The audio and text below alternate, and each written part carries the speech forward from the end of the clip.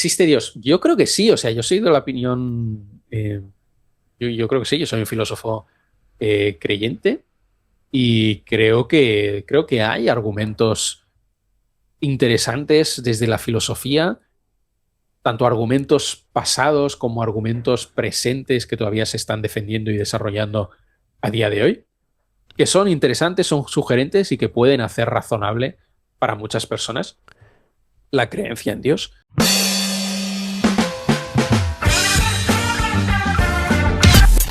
Muy buenas a todos los que nos estáis siguiendo. Una edición más de Senpai Lab. Muchísimas gracias por seguirnos. Antes de comenzar, deciros solamente nos seguís un 2% de las personas que nos veis en el canal. Os agradeceríamos, por favor, que os suscribieseis, que le dieseis al like, etcétera, etcétera. Dicho lo cual, hoy tenemos un senpai, un experto, un referente de postín. Muchísimos ya lo conoceréis en redes por su contenido desde hace un montón de tiempo, ameno, directo, y sobre un tema que, pareciendo muy elevado y muy etéreo, yo creo que tiene un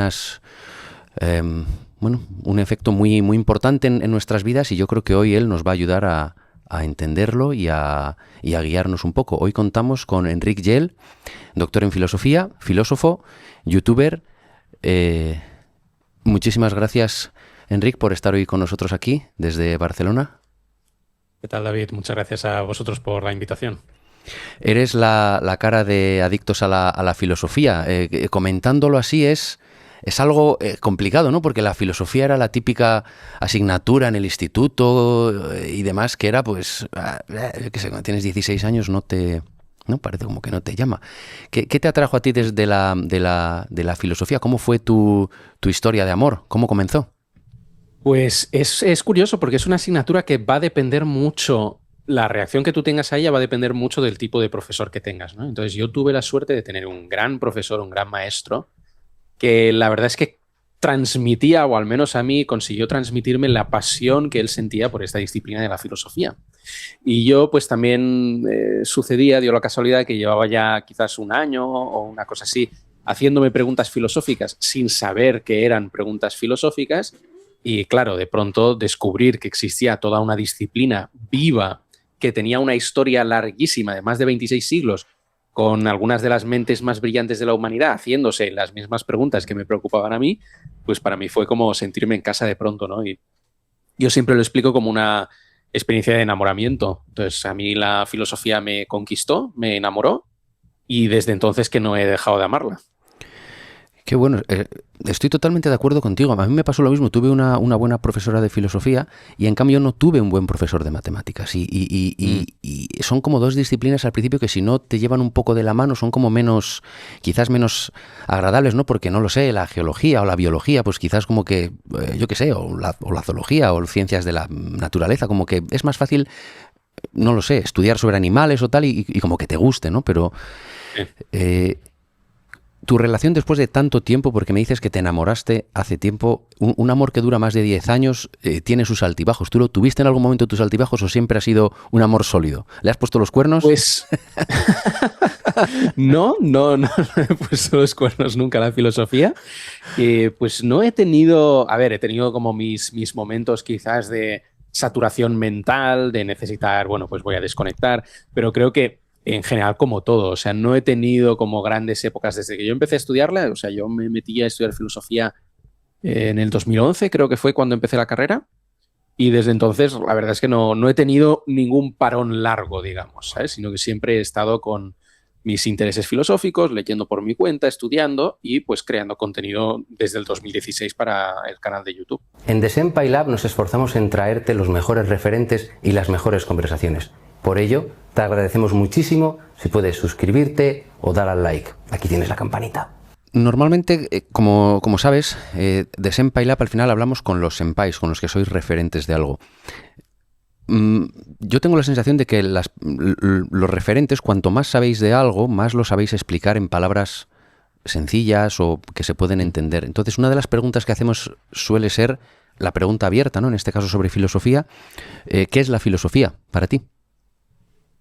Pues esa en sí misma es una pregunta filosófica y no es nada fácil, no es nada fácil dar una definición de filosofía que deje contento a todo el mundo, ¿no? De hecho, hace poco estaba leyendo un filósofo anglosajón, Michael Huemer, que empieza en plan, bueno, ¿qué es la filosofía? Y dice, lo siento, no te voy a dar una definición, te aguantas. ¿No? Sí, sí. Y te lo voy a explicar con ejemplos, ¿no? Y entonces ponía ejemplos, ponía, por ejemplo, el caso de la paradoja esta del barco de Teseo, no sé si la conoces, pero bueno, para los No. que no la conozcan de tu audiencia, es la idea de que los griegos guardaron este barco en el que Teseo pues, viajó a Creta para matar al Minotauro, pues lo guardaban y a medida que las tablas se iban haciendo viejas, las iban sustituyendo por tablas nuevas, ¿no? Entonces, claro, llega un momento en el que todas las tablas viejas ya han sido sustituidas por tablas nuevas y surge la pregunta de si sigue siendo el barco de Teseo, ¿no? Entonces, esa es una pregunta que, si te fijas, la única manera que tienes de abordarla y de intentar buscarle una solución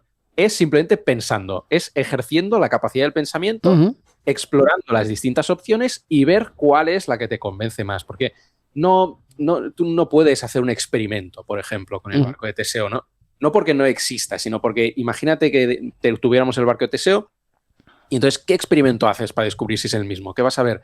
Si son los mismos átomos, pero es que al final la pregunta sigue siendo la misma. ¿Qué es lo que garantiza la unidad del objeto?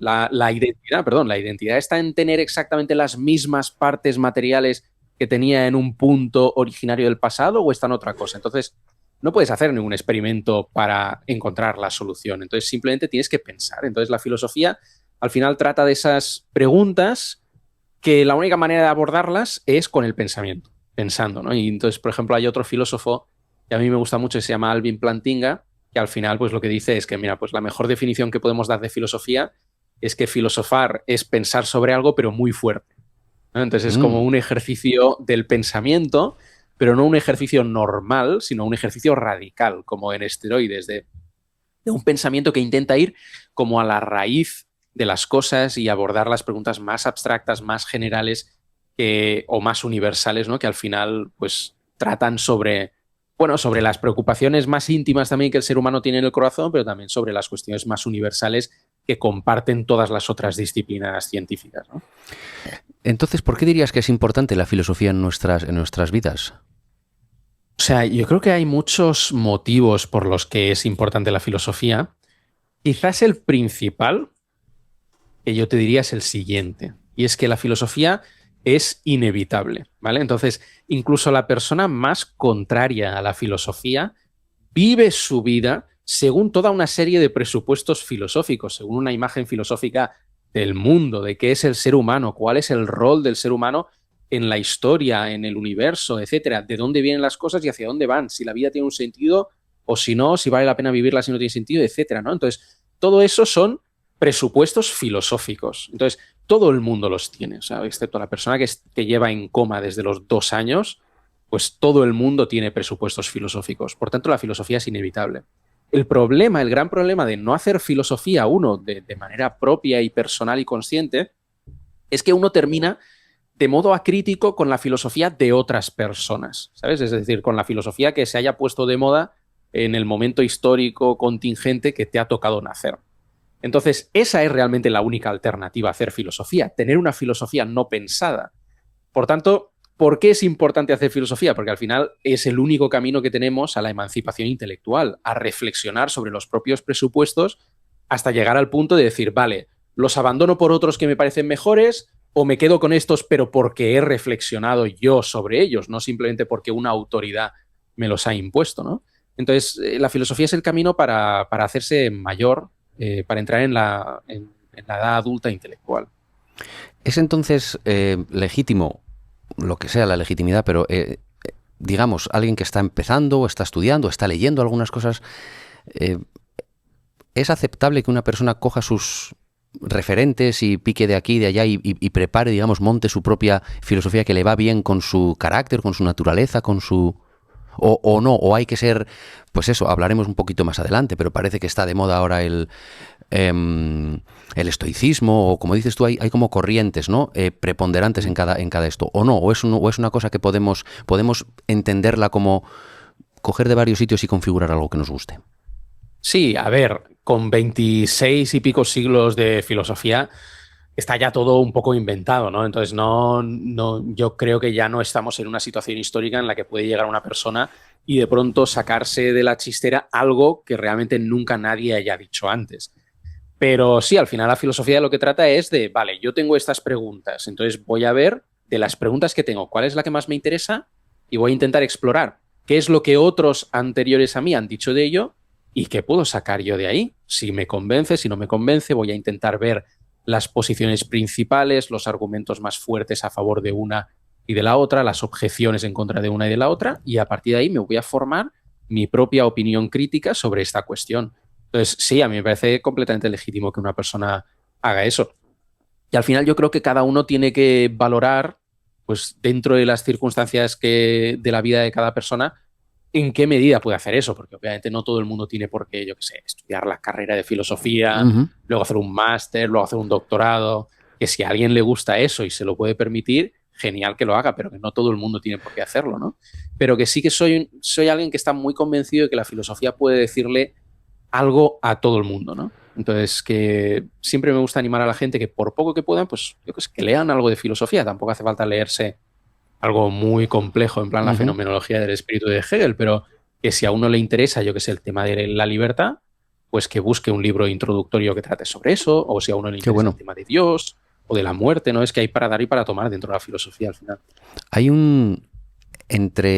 incluso entre empresarios o entre gente muy destacada, hay mucha gente de esta muy notable que es muy aficionada a la filosofía o que incluso han estudiado filosofía, ¿no?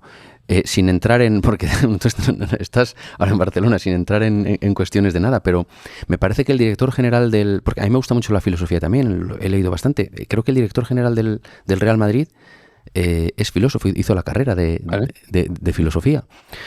No lo sabía. Y él siempre como que lo ha puesto en mucho valor, y hay grandes figuras empresarios que dirías, hostia, es justo lo contrario de la filosofía, ¿no? Hay que estar pendientes de la cuenta de resultados.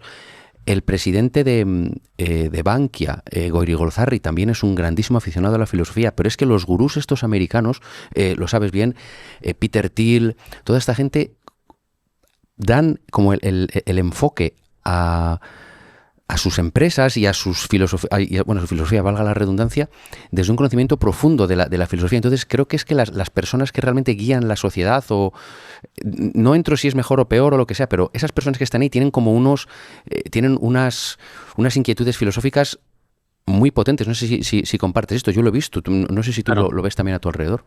Claro, yo lo que veo a mi alrededor es que yo quizás yo cuando inicié el canal de YouTube, que empecé en octubre de 2016, lo empecé y pensaba, bueno, me voy a encontrar 3 o 4 personas en YouTube a las que le interese la filosofía, porque es que en YouTube estaba en ese momento todo el mundo, ¿no? O sea, podías tener el hobby más raro de la historia de la humanidad y ibas a encontrar una pequeña comunidad en YouTube, ¿no? Entonces yo pensaba que, bueno, alguien iba a encontrar. Pero realmente a mí me ha sorprendido muchísimo ver el hambre que hay de filosofía, ¿sí?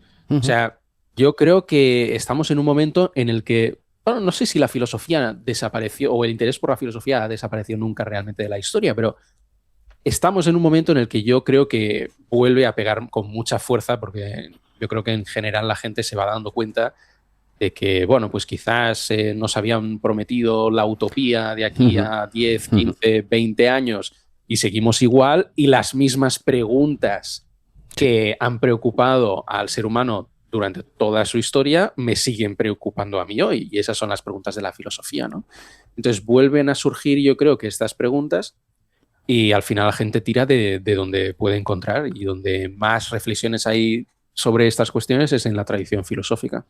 ¿No te parece? Estoy totalmente de acuerdo. ¿No te parece como que ahora, por otro lado, en cuanto a contenido y la propia sociedad en sí, se ha vuelto tan inmediata todo, el castigo o la recompensa, o todo es tan rápido que te metes como en esa vorágine, y cuando te das cuenta y dices, hostia, pero aquí sigue pasando algo, yo sigo teniendo unas necesidades o unas preguntas o algo que no me lo responde estar todo el día consumiendo contenido. Al final yo creo que por eso la gente acaba volviendo como a un ancla, ¿no? Buscando esas constantes de la vida, que no lo sé, quizás es la filosofía quien las trata de explicar. Sí, puede ser que haya un poco de fenómeno de eso, ¿no? Porque al final O sea, cuando intentas llenar tu corazón de distracciones y además al ritmo al que lo hacemos hoy, pues nuestro corazón no se va a contentar con eso y va a terminar hastiado de toda esa vorágine de contenido que además es inmanejable y que no tiene ningún sentido. Entonces va a terminar hastiado y va a petar. Y entonces yo creo que en muchas personas peta en la forma de, mira, esta pregunta que yo pensaba que había enterrado debajo de esta avalancha de distracciones vuelve a surgir y me surge por otro lado, ¿no?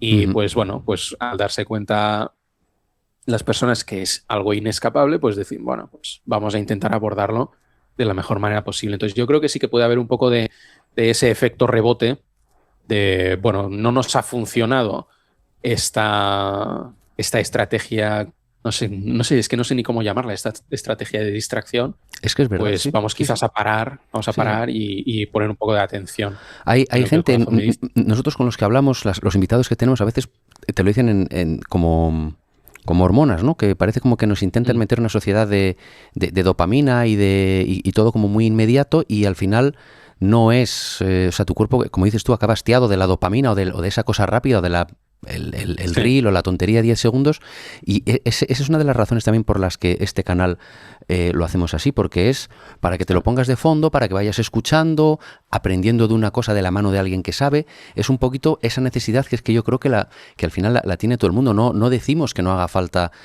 distraerse o tener acceso rápido y sin ningún requerimiento de nada a tus hobbies o lo que sea, pero no creo que no somos solo eso, ¿no?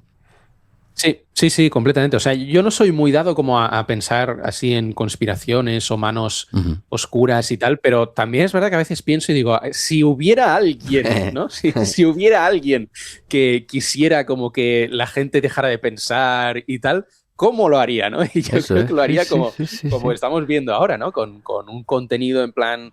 y además ahora que estamos viendo la proliferación de un contenido basura generado completamente por inteligencia artificial, todavía peor, ¿no? Es como, bueno, pues una avalancha de contenido que apague completamente la mente de las personas, ¿no? Pero bueno, por suerte vemos también el efecto rebote de eso y creo que al final lo que se va a terminar imponiendo es la propia naturaleza humana, ¿no? Que al final ese tipo de cosas no la van a llenar, ¿no? ¿Cuál es el fast food de la filosofía? A ver, ¿a qué te refieres? Es una pregunta interesante también, pero me parece muy compleja ¿A qué te refieres? Igual que hay contenido de calidad y contenido de no calidad, igual que hay comida de calidad, comida de no calidad, ¿hay filosofía de calidad y hay filosofía baratera? ¿Fast food de la filosofía, digamos? Vale, pues esa es una pregunta. O sea, a ver, hay un poco de todo dentro de la historia de la filosofía. Y hay opiniones encontradas acerca de todos los autores, todas las corrientes. Entonces le preguntas a alguien de la corriente X y te va a decir que los de la corriente Y son lo peor del mundo y eso es filosofía basura o pseudofilosofía o no sé qué rollo se quieren inventar ahora, pero vas a la corriente Y, le preguntas a alguien sobre la X y vas a tener gente que te va a decir lo mismo, ¿no? Entonces es un poco complicado señalar, digamos, de manera como concreta y que eso no sea como súper mega controvertido, ¿no?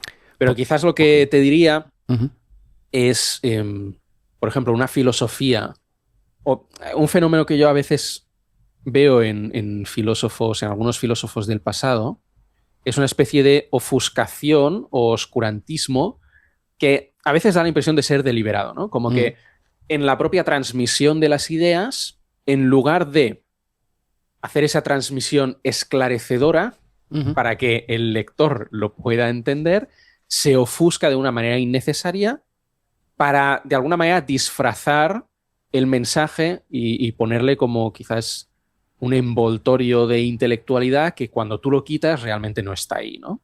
Pues eso yo, bueno, pues lo veo en algunos filósofos del pasado y tal. Entonces, es una sospecha que tengo. Entonces, yo lo que diría, pues si hay una filosofía basura, es esa filosofía que no hace un esfuerzo por hacerse comprensible al hombre corriente. ¿Sí? Porque al final, no sé si tu audiencia se acordará del mito de la caverna de Platón, el famoso mito de la caverna, ¿no? En el mito de la caverna, está la humanidad, digamos, atrapada en lo más oscuro de una caverna y se creen que las sombras que ven en la pared son la realidad, etcétera. Y hay una persona que consigue escapar, que es el filósofo, y ascendiendo con mucho, mucho esfuerzo, pues alcanza a tener una intuición acerca de la realidad, ¿no? Ujú. Pero el mito de la caverna no termina ahí, sino que el mito continúa y dice Platón que esa persona que ha salido afuera vuelve al interior de la caverna para intentar transmitir al resto Ujú. qué es lo que ha descubierto, ¿no? Entonces, yo eso siempre lo he tomado como indicativo de que el filósofo tiene una doble misión. El Ujú. filósofo tiene que pensar la realidad, tiene que reflexionar a fondo sobre esas preguntas que todos llevamos dentro, pero al mismo tiempo tiene también una misión comunicativa, tiene que intentar transmitir pues ese pensamiento que él ha tenido de la manera más comprensible posible, ¿no? Esto también lo Ujú. decía Ortega, que la claridad es la cortesía del filósofo. Qué Entonces, bueno. el problema que yo a veces le veo es que hay filósofos que en lugar de hacer eso, se quedan como encerrados en una especie de torre de marfil y ahí construyen su propio lenguaje privado que Claro. entienden ellos y sus 2 o 3 discípulos más Qué cercanos interesante. y se ponen a hablar entre sí y ya está, ¿no? Y de ahí no salen. De ahí no salen. Y si alguien se intenta acercar a la conversación y no entiende nada, entonces todos son en plan, es que tú no entiendes, es que no te has leído estas 30 obras que he escrito, no sé, etcétera, ¿no? Entonces, para mí eso es una filosofía que es menos de lo que realmente podría ser. Y, Quizás no lo y- llamaría peyorativamente filosofía basura, pero sí que diría que creo que es una filosofía fallida en el ok. sentido de que no ha hecho el esfuerzo de hacerse comprensible, ¿no? Sí, un poco, como dices tú, no sé, incluso egocéntrica, ¿no? De ese filósofo o de ese autor que dice, bueno, esta es mi teoría y quienes no la entendáis, pues es culpa vuestra, ¿no? Sí, hay un vicio, o sea, el filósofo tiene muchos vicios de profesión, pero uno creo que es bastante fácil caer en él, es el vicio de empezar uno a ponerse como por encima de los demás, ¿no? Ok. Porque yo soy el que ha estudiado aquí 10 años el periodo precrítico de Kant y el significado de la nota al pie de página número 30 de la, yo qué sé, crítica de la razón, etcétera, ¿no? O sea, cosas como súper así. Pues yo soy aquí el que sabe y por tanto yo me pongo como por encima y recibo una especie de gustirrín egocéntrico intelectual de que no Entiendo. me entienda la Entiendo, persona entiendo, corriente, entiendo, entiendo. ¿sabes? Es que no me Ah. entienden porque yo estoy muy por encima, Al ¿no? revés, es algo como Entonces, bueno, ¿no? Decir, oye, que no me entendéis, ¿vale? O sea, como que te alimenta tu pequeño ego de decir, claro, o sea, no me entienden porque lo que yo estoy diciendo es muy complejo, ¿no? Entonces, creo que ese es un vicio en el que puede caer el filósofo, ¿sí? Bueno, querer ponerse por encima de los demás cuando en realidad tendría que estar al servicio de los demás, ¿sí? Porque muchas veces, bueno, pues el filósofo es una persona que ha tenido la suerte de poder dedicarse a esas cuestiones y que tiene que, de alguna manera, devolver eso al resto de Qué personas. bueno, qué bonito. ¿A ti te parece entonces que los filósofos que más pueden estar en boga es porque son más fáciles de entender o al menos han depurado su mensaje para que le llegue a mucha gente en esas dudas que tenemos todos de quién soy, qué hago aquí, para qué estoy vivo, yo qué sé, todo este tipo de cosas? ¿Dirías que es una de las Yo razones? creo que sí, yo creo que una de las virtudes del filósofo que luego la gente escucha, etcétera, es su capacidad de simplificar lo complejo. Qué bueno. Y eso es algo que yo, bueno, pues en la medida de mis posibilidades intento hacer también en mi trabajo. Pero tú ves muchos otros divulgadores, David Vico, por ejemplo, que está en televisión, pero es que hay muchos más, y también ves esa capacidad de explicar de una manera sencilla lo complejo. Y al final es que si tú lo puedes explicar de una manera sencilla y que se entienda lo esencial, Ujú. pues para qué lo vas a complicar más? Sí, sí, Si desde luego luego. alguien quiere seguir profundizando y va a ver los 30.000 matices que se pueden hacer a lo que estás diciendo, pues genial, eso ya es un proceso posterior. Claro, eso ya es un Pero la puerta investigador. de Sí, sí, entrada, sí, sí, claro, la claro. puerta de entrada tiene que ser lo más grande posible para que pueda entrar todo el mundo, ¿no? Qué bien. En ese sentido, entonces, hablemos, por ejemplo, de alguno de los clásicos. Mm. ¿Por qué son famosos o, muy concisamente, cuál es su mensaje y la evolución del siguiente? De la terna, ¿no? De Sócrates, Platón y Aristóteles, por ejemplo. Vale, o sea, es que esos son los grandes, la gran tríada de la filosofía antigua, ¿no? O Ujú. sea, Sócrates está en un momento en el que ha primado hasta entonces lo que llamamos la filosofía natural, que es la reflexión acerca del origen de la naturaleza, lo que los griegos llamaban el arjé, el principio. Entonces, Sócrates está en un momento en el que, claro, aquí ya ha habido, pues a lo mejor 10 filósofos que cada uno ha dicho lo suyo y nadie se pone de acuerdo. Entonces él dice, bueno, pues vamos a aparcar un momento este asunto y vamos a reflexionar sobre otra cosa, porque al final la filosofía es inagotable y puede tomar cualquier tema de reflexión que le apetezca, ¿no? Y vamos a reflexionar ahora sobre cómo hay que vivir, que es la gran pregunta socrática.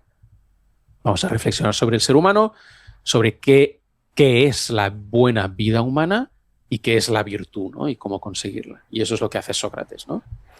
Además tiene pues esta peculiaridad de que se dedicaba a ir por la calle preguntando a las personas a ver qué sabían, ¿no? Se hacía así un poco el ignorante Sócrates y decía, bueno, yo no sé nada de este tema que tú estás explicando, ¿no? Háblame de ese tema, explícame, dame tu sabiduría, ¿no? Y cuando la persona empezaba a hablar, Sócrates pues iba pinchando ahí con sus preguntas para, de alguna manera, poner en evidencia que esa persona sabía mucho menos de lo que aparentaba.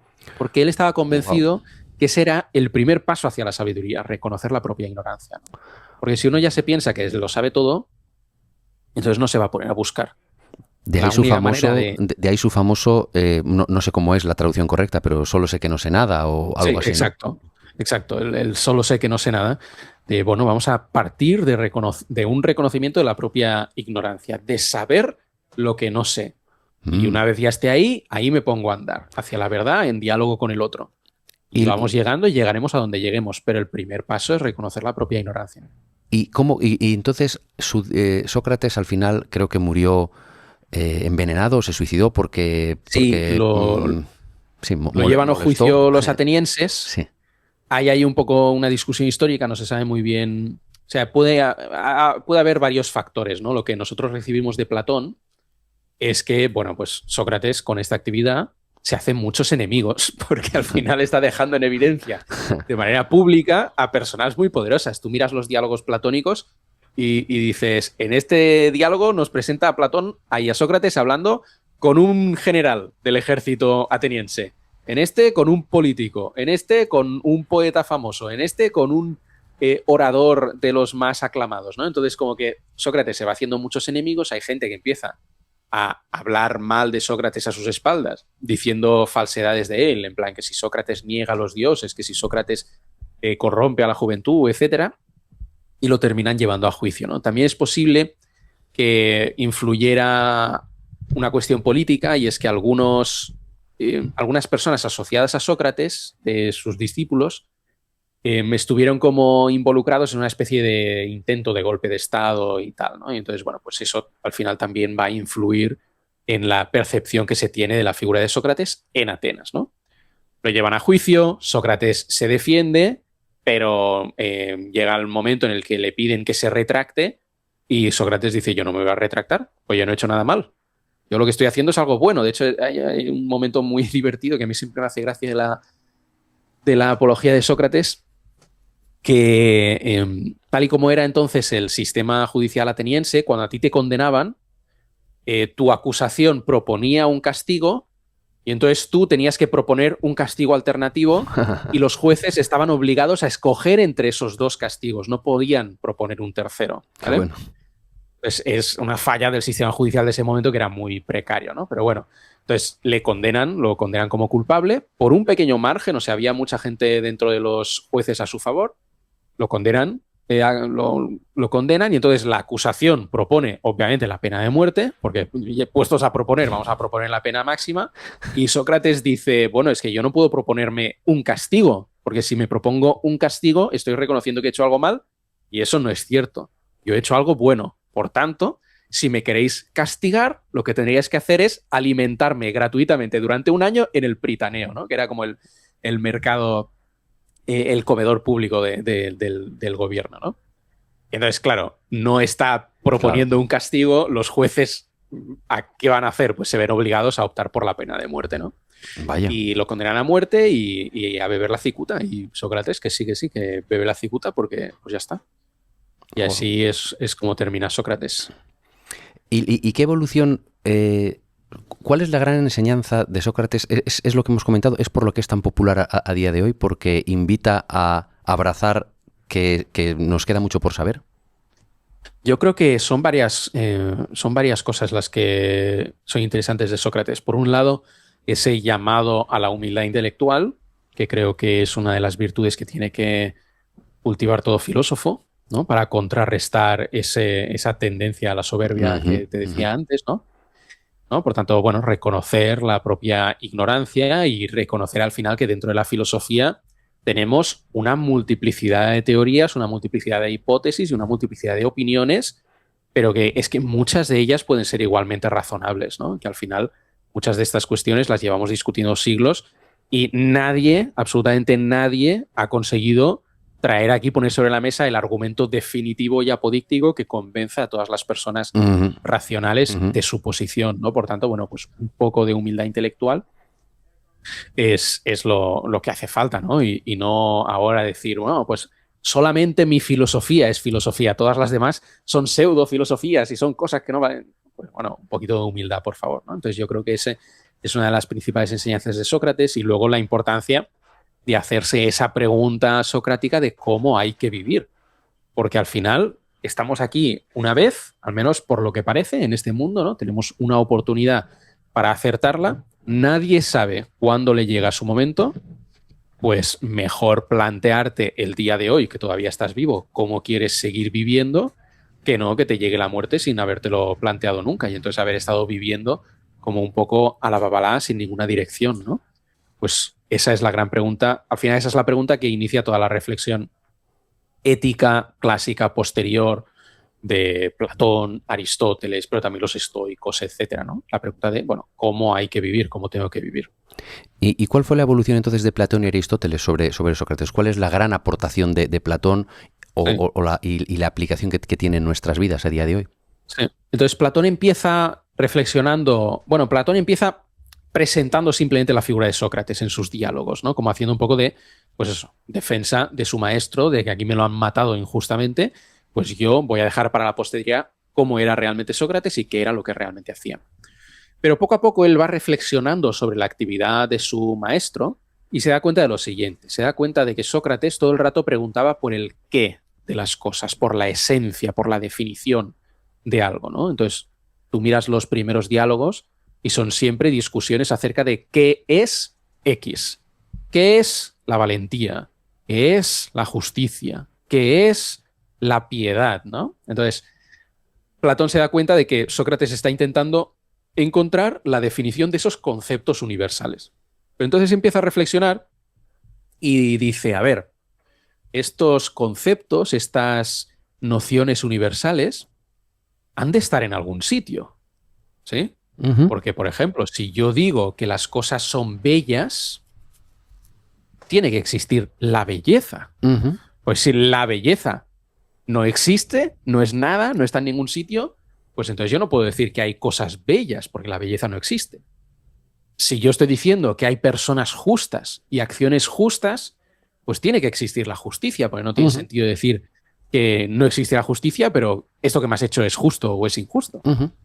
Pero claro, el problema con el que se enfrenta es que estas nociones universales yo nunca me las encuentro en la experiencia. Claro. Yo en la experiencia me encuentro cosas bellas, pero no la belleza. Es verdad. Personas justas, pero no la justicia. Entonces, ¿dónde están? ¿Dónde existen? Pues va a plantear que tienen que existir en otro mundo distinto del mundo sensible, que es el mundo inteligible, que es donde van a existir de manera subsistente estas nociones abstractas y universales, ¿no? Lo que él llama las ideas. Entonces, esa es la gran aportación de Platón a la historia de la filosofía, darse cuenta del problema, lo que luego se va a llamar el problema de los universales, de que uno, si quiere darle validez a los discursos racionales que nosotros hacemos de la realidad, que al final la realidad siempre opera sobre la base de conceptos universales, si uno le quiere dar validez a eso, ese concepto tiene que tener algún tipo de referente en la realidad, tiene que estarse agarrando a algo, porque si no es una pura invención de la razón humana, ¿vale? Entonces Platón lo que propone es que el referente de estos conceptos es un objeto abstracto subsistente, ¿no? Una idea que existe al margen del mundo sensible y también al margen de todas las mentes, ¿no? Incluso si no hubiera mentes que pensaran en la belleza seguiría existiendo, ¿no? Dice Platón.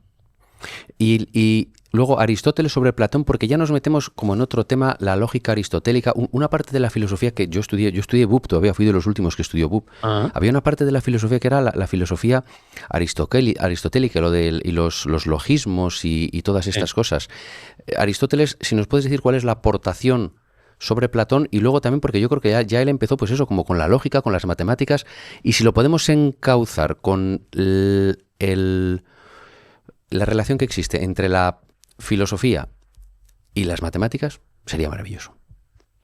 Pues esa, mira, ¿cuál es la aportación de Aristóteles? Es una pregunta muy difícil de responder porque Aristóteles literalmente yo creo que fue el primero que empezó a tocarlo absolutamente todo. Okay. Sí, entonces Aristóteles tiene tratados, pues eso, sobre los cielos, tratados sobre los animales, las partes de los animales, sobre plantas, sobre ética, sobre política, empieza a tocar absolutamente todos los temas. Un renacentista, un Da Vinci, ¿no? Sí, es una persona que realmente tenía como un afán por aprender de absolutamente todo, ¿no? Es muy curioso. Entonces, bueno, respecto de Platón, lo que va a hacer es intentar suavizar este dualismo tan radical que Platón hace entre lo universal y lo particular, separándolo en dos mundos distintos, y lo que va a decir es que, bueno, a ver, esas formas universales de las que hablaba Platón no existen separadas de las cosas particulares, sino que de alguna manera existen en las cosas, ¿no? Y son la naturaleza de las cosas. Entonces, por ejemplo, tú y yo somos los dos seres humanos, ¿no? Entonces, eso quiere decir que los dos compartimos algo que es la naturaleza humana, ese es el elemento universal. Compartimos eso y está en cada uno de nosotros, la naturaleza humana es lo que nos hace humanos, pero al mismo tiempo tenemos algo que nos distingue y que eso será lo que Aristóteles va a llamar la materia. Entonces, pues yo soy este ser humano porque estoy aquí localizado en este lugar del espacio y del tiempo, en esta materialidad, y tú eres ese otro porque estás en ese otro lugar del espacio con esa otra materialidad, etcétera, ¿no? Y luego Aristóteles va... Bueno, el tema de las matemáticas es curioso. Aristóteles... Digamos que Platón tenía, claro, otra vez Platón pues ve las matemáticas y dice, bueno, pues estos son conceptos que no tienen ninguna, o sea, no los encuentro en la experiencia. El triángulo perfecto. ¿Quién ha visto el triángulo? Nadie ha visto un triángulo. Tú has visto triángulos dibujados con cera o en la arena y tal, pero eso no es el triángulo, no es la triangularidad. Eso es un triángulo con particularidades muy concretas y con imperfecciones, pues porque aquí te ha temblado un poco la mano y realmente no has hecho la línea perfectamente recta, etc. Es verdad. Por tanto, de nuevo, otra vez, esos conceptos tienen que ser objetos abstractos en el mundo extrasensible, ¿no? Y Aristóteles, pues de alguna manera intenta otra vez traer esos objetos que Platón había separado tanto del mundo sensible, traerlos de alguna manera a este mundo, ¿no? Y lo que va a decir es que, bueno, son abstracciones que la mente humana hace sobre la base de experiencias, sobre la base de objetos que experimenta, ¿no? Pues un objeto con una forma triangular, la mente lo que hace es abstraer, olvidarse de la materia, de la materialidad y quedarse exclusivamente con esa forma. Y ese es el concepto del triángulo, por ejemplo, ¿no? Y luego Aristóteles es muy importante también para la ética, porque él escribe la Ética Nicómaco, que es yo creo que es uno de los mejores tratados de ética que se ha escrito en toda la historia. Yo me lo he leído varias veces ya y siempre que lo leo saco algo nuevo de él. Y lo importante de ahí es cómo Aristóteles pone en el centro de la reflexión ética la pregunta por la felicidad, por la vida buena, otra vez esa pregunta socrática, y empieza a desgranar de una manera que no habían hecho... Platón lo había hecho un poco, pero lo hace de manera más sistemática Aristóteles, pero Sócrates lo había dejado completamente por hacer. Empieza a desgranar cuáles son las características de la vida buena, ¿no? ¿Qué es lo que ha de tener una vida humana para ser realmente una vida humana buena, que valga la pena de vivir, ¿no?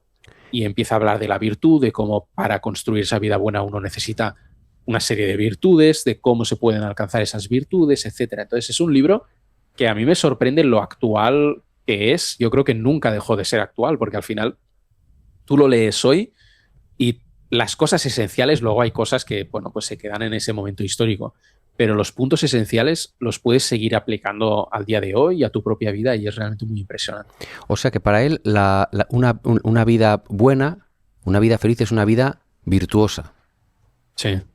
No hay posibilidad de felicidad, de vida buena sin virtud. para Aristóteles. Vale. Porque al final la virtud lo que hace es perfeccionarte como ser humano.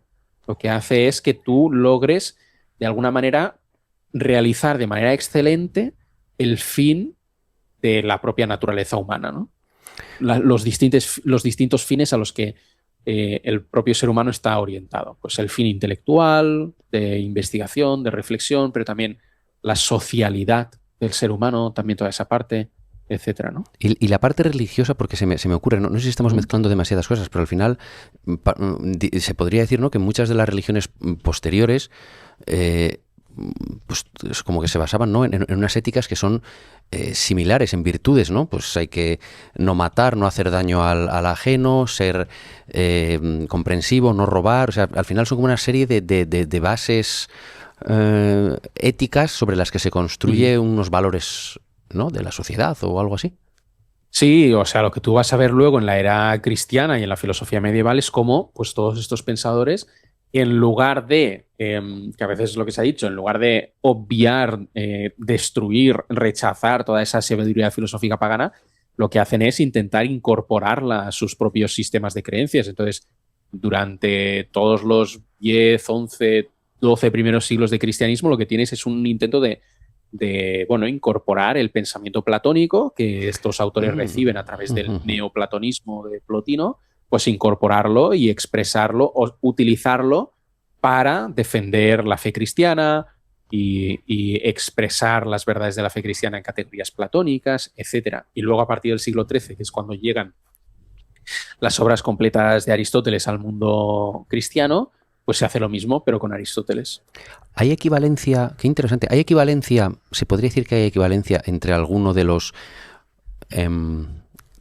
grandes teólogos del cristianismo? Yo no tengo mucha idea, pero es que es cierto, nunca nos los han explicado desde su perfil filosófico, sino más bien solo teológico. Es decir, ¿existe un Platón o un equivalente al Platón del medievo, de la teología? No sé si es Santa Teresa de Jesús o no sé si es Tomás de Aquino. No tengo ni idea, pero ¿existe un paralelismo entre estos dos filósofos helenísticos y el cristianismo, por ejemplo? Sí, a ver, es difícil decir quién es el igual de Platón en toda la historia de la filosofía. Yo creo que en toda la historia de la filosofía no hay nadie que sea igual a Platón, ni nadie que sea igual a Aristóteles. O sea, yo creo que están en otra categoría, pero sí que hay grandes nombres dentro de la filosofía medieval.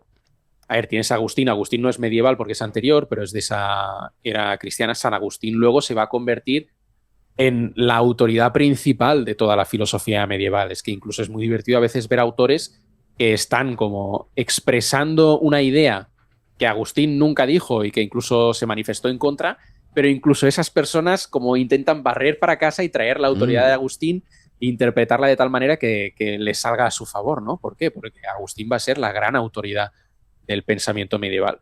Y luego tienes otros autores como San Alberto Magno. San Alberto Magno fue una figura que también, bueno, parecida a Aristóteles en el sentido de que tenía muchísimo interés por un montón de cuestiones también científicas, que nosotros llamaríamos científicas.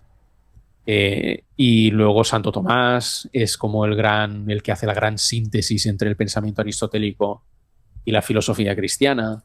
Entonces, bueno, tienes grandes nombres como esos. ¿Sí? ¿Y cuáles serías una definición muy sucinta? Nunca pensé que utilizaría esta palabra en voz alta. De algunos de ellos, por ejemplo, de Santo Tomás o de San Agustín. ¿Cómo se podría resumir eso, como decimos, igual que hemos hecho con Sócrates, con Platón, con Aristóteles? ¿Cuál sería su aportación así resumidamente, por ejemplo? A ver, esto es muy complicado otra vez, ¿vale? Pero a ver, San Agustín tiene primero una vida de lo más hedonista. Es muy divertida su vida. Es en plan...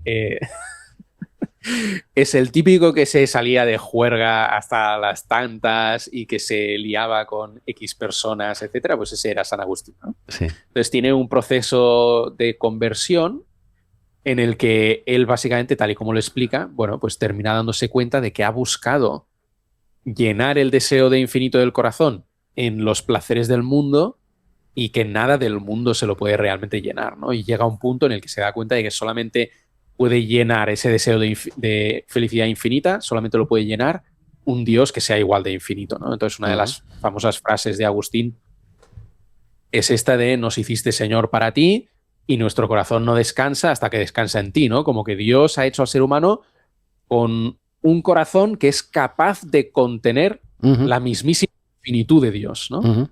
Y claro, como solamente el infinito puede llenar ese vacío, cualquier otra cosa con la que yo lo intento llenar no va a dejar el corazón satisfecho, ¿no? Entonces esa es una de las principales enseñanzas de Agustín. Luego lo que él hace es, bueno, pues todo ese neoplatonismo o esa filosofía platónica la va de alguna manera a cristianizar, la va a utilizar para expresar pues las verdades de la fe, ¿no? Entonces, pues él habla, por ejemplo, el mundo de las ideas de Platón se convierte en las ideas dentro de la mente divina, ¿vale? Por ejemplo, pues esa es una de las maneras en las que transforma a Platón para acomodarlo al mensaje cristiano. Pues entonces Dios desde toda la eternidad existe él solo, conociéndose a sí mismo, y al conocerse a sí mismo se forma en la mente estas ideas platónicas que son como los modelos arquetípicos con los que después va a crear el mundo, ¿no? Entonces, pues al comprenderse a sí mismo, comprende que una manera posible de expresar la perfección divina es por medio de la humanidad, de la esencia humana. Y esa es la idea de humanidad que luego dará pie a la creación de los seres humanos concretos, ¿no? Entonces eso es San Agustín. Luego San Agustín tiene muchas reflexiones también políticas muy interesantes, la relación entre el Estado y la Iglesia. ¿Qué más? Y luego ya Santo Tomás pues hace un poco lo mismo, pero con Aristóteles, ¿no? Entonces Santo Tomás, quizás lo más famoso suyo, tristemente hasta cierto punto, son las 5 vías de la Suma Teológica. Y digo tristemente porque a veces la fama que tiene este texto oscurece, digamos, el resto del pensamiento de Santo Tomás. Y eso es una pena porque al final la Suma Teológica lo que es un resumen. O sea, suma en latín significa resumen. Es un resumen de teología que Santo Tomás escribe como para los alumnos que empiezan a hacer teología. Y claro, él ahí pues escribe en 2 páginas 5 argumentos a favor de la existencia de Dios, pero que luego uno tiene que ir a buscar en el resto de su obra en lugares donde los desarrolla mucho más para verlos como en su forma más fuerte, ¿no? ¿Y qué más? No sé qué más contarte. Pero bueno, eso es como lo más llamativo de estos autores. ¿Y qué pasó? Empieza también empieza esa, bueno, no es que empiece estrictamente, iba a decir que empieza esa reflexión filosófica en torno a la naturaleza de Dios y la existencia de Dios. No empieza estrictamente hablando, porque ya encontramos cosas así en Platón y en Aristóteles, pero alcanza una dimensión completamente nueva y surge también la temática de, bueno, cómo se relacionan la fe con la razón, ¿sí? Cómo se relacionan. Una está al servicio de la otra, una tiene que absorber a la otra, o pueden de alguna manera ir de la mano, etcétera, ¿no? ¿Tú qué crees? Que pueden. Mira, justo he tenido yo esta charla con 2 personas en la universidad aquí. Sí. Yo, la mayoría de las personas que conozco, científicos, investigadores de altísimo nivel, los más top que conozco, todos son, no puedo decir que sean cristianos, no puedo decir que sean religiosos. Lo que puedo decir es que son todos, ¿cómo se podría decir?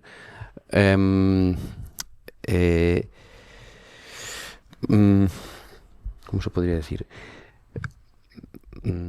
Profundamente religiosos. Tienen un sentimiento trascendente, tienen una trascendencia, tienen una espiritualidad. Luego cada uno lo dice de una manera, pero todos entienden como que están intentando explicar algo a lo que no llegan en base a formular una serie de leyes que son leyes matemáticas, leyes físicas, leyes de física cuántica complicadísima, de las teorías de cuerdas, de las teorías de Einstein, pero que en el fondo es intentar explicar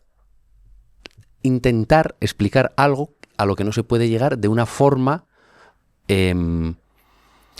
quizás burda como personas, porque no damos para más, pero al revés, que ellos no son, y ellas, no son ateos, no niegan la existencia de algo, al revés, es como implícitamente lo creen y hacen lo mejor que pueden para intentar poner algo de claridad. No sé ¿cómo lo ves? Sí, yo personalmente creo que no hay ninguna incompatibilidad y si la hay, nunca nadie me la ha podido demostrar. Entonces, yo creo que es perfectamente posible, pues eso, ser científico, ser creyente, ser filósofo y ser creyente. Al final también hay mucha, por ejemplo, una de las enseñanzas que yo saco de toda esta reflexión de la filosofía medieval en torno a la relación entre fe y razón es que la relación es mucho más flexible de lo que muchas personas a veces se pueden pensar, ¿no? Porque, por ejemplo, dentro de la propia fe también hay muchas interpretaciones posibles que uno puede hacer, yo que sé, de X pasaje de la Escritura. San Agustín, esta es una cosa curiosa suya, que muchas personas no conocen, pero tiene un texto que se titula Sobre la letra del Génesis o algo así, en el que, bueno, pues da sus interpretaciones particulares de lo que pasa en Génesis, de lo que quiere decir, etcétera, pero como que también da muchas claves metodológicas y una de ellas es como, bueno, esto es un texto que se puede interpretar de muchas maneras y es importante tener abiertas muchas interpretaciones y no aferrarse dogmáticamente a una de ellas, porque es que a lo mejor luego la investigación racional llega y puede demostrar que una de estas interpretaciones no es correcta y no pasa nada, pues entonces simplemente se abandona y se opta por otra, ¿no? Entonces hay como una relación bastante más flexible, bastante más permeable entre fe y razón, en la que mutuamente las dos se pueden de alguna manera corregir, ¿no? Porque, por ejemplo, la razón filosófica puede cometer errores que la propia fe religiosa puede estarle informando de que, oye, aquí te has equivocado, ¿no? Por ejemplo, o sea, hay filósofos en la historia de la filosofía, pues que por medio de razonamientos filosóficos han llegado a la conclusión de que, yo qué sé, me lo invento, ¿no? Pues que no vale la pena vivir, por ejemplo, o que las personas no tienen ningún tipo de valor especial mayor que el que pueda tener una piedra, ¿no? Pues bueno, pues esos son errores de la razón filosófica que pueden llevar a atrocidades en el terreno de lo práctico, ¿sí? Que pueden llevar a justificar, pues, por ejemplo, Aristóteles, un ejemplo real, Aristóteles tiene en la política toda una defensa filosófica de la esclavitud, diciendo que, bueno, es que hay seres humanos que nacen para ser esclavos y que son naturalmente esclavos, etcétera, ¿no? Entonces, bueno, pues ahí ese es un caso en el que la razón filosófica se ha ido por un camino completamente erróneo y la fe religiosa lo puede corregir y puede decir, no, oye, mira, que todos los seres humanos son creados iguales a imagen y semejanza. Es cierto que complementa. Qué interesante. Y al revés también sucede y también es algo que los medievales tenían como completamente por la mano, que la razón, al indagar sobre la realidad e ir desentrañando sus leyes y sus misterios, pues pueda llegar a invalidar una cierta interpretación de un cierto texto, ¿no? Por ejemplo, Santo Tomás es muy curioso en la Suma Teológica cuando está hablando de los diferentes días del Génesis, cuando llega al día segundo, que creo que es el día en el que Dios separa, dice el texto del Génesis que Dios separa las aguas de arriba de las de abajo, ¿no? Eso cuadra con esta cosmovisión mesopotámica antigua de que el cielo era como una especie de bóveda sólida que separaba unas aguas que había arriba y que cuando llovía de alguna manera pues se habían abierto una serie de compuertas, etc. Y dice Santo Tomás, tenemos que entender este texto como que está diciendo que efectivamente hay unas aguas arriba del cielo y tal.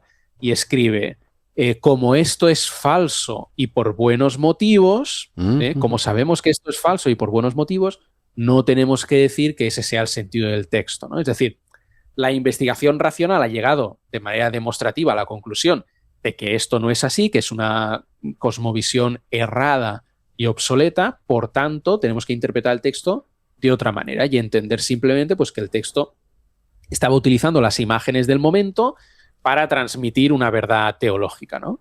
Y luego es lo que va a pasar también con Galileo, ¿no? Cuando Galileo propone, bueno, defiende ahí el tema del heliocentrismo y tal, bueno, hay toda una discusión porque en ese momento realmente la evidencia científica no está a favor de esa teoría, sino que sigue estando a favor de la anterior y todavía tiene muchos problemas y tal. Pero bueno, uno de los, creo que es el cardenal Belarmino, ¿no? Que al final es el que lleva el primer juicio a Galileo. Conservamos una carta suya en la que decía algo así como que, bueno, sí, si se demuestra que Galileo tiene razón, pues esos pasajes de la Escritura en la que parece darse a entender que es la Tierra, que es el Sol el que se mueve alrededor de la Tierra, pues los tendremos que interpretar de otra manera, ¿no?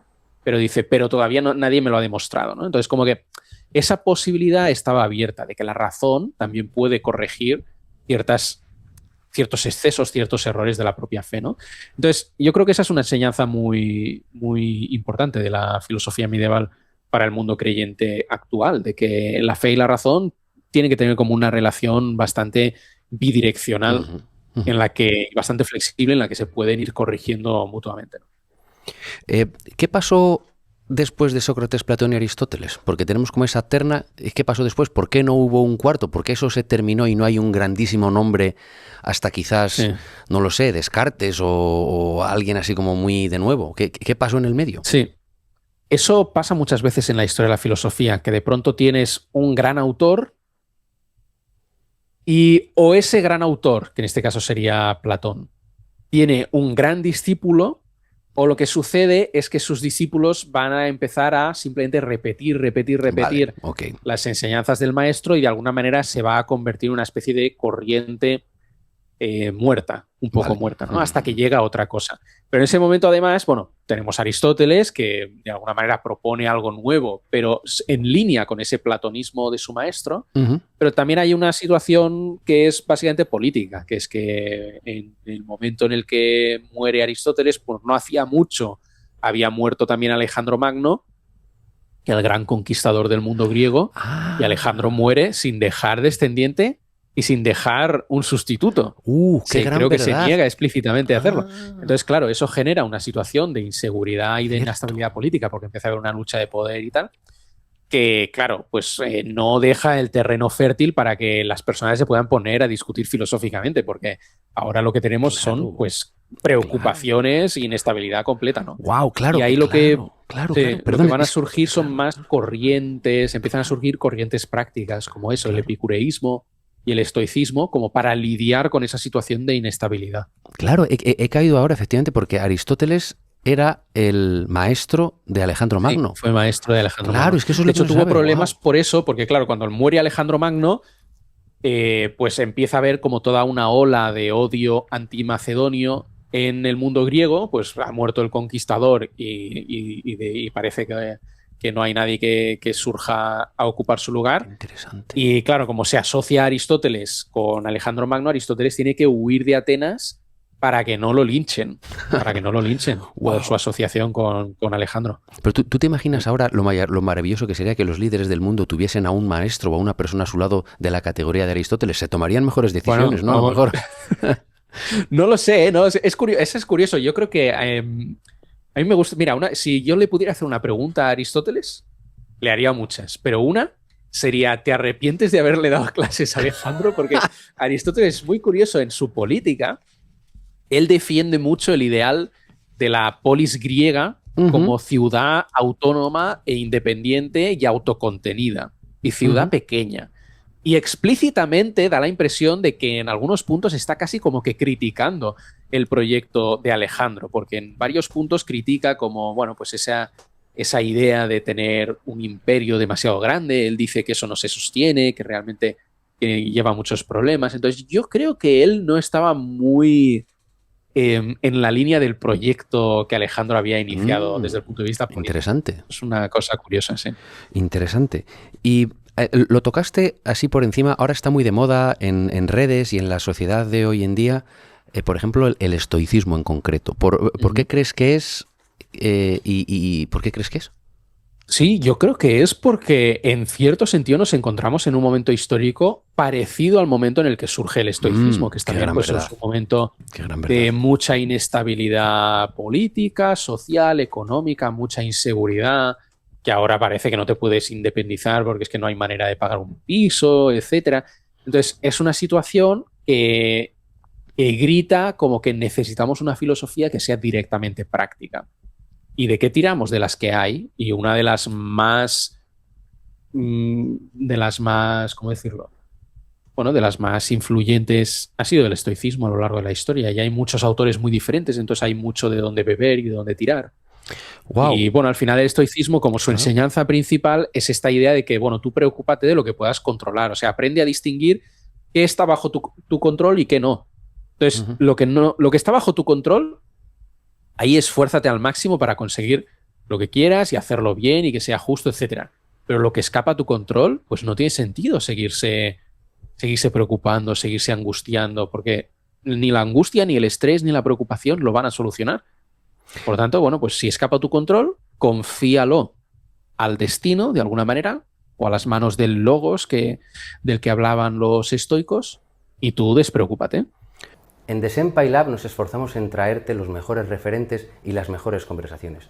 Por ello, te agradecemos muchísimo si puedes suscribirte o dar al like. Aquí tienes la campanita. Entonces, por eso, qué reflexión más buena, ¿no? Estamos en una situación histórica comparable a la del surgimiento del estoicismo y por eso, claro, enraiza, claro.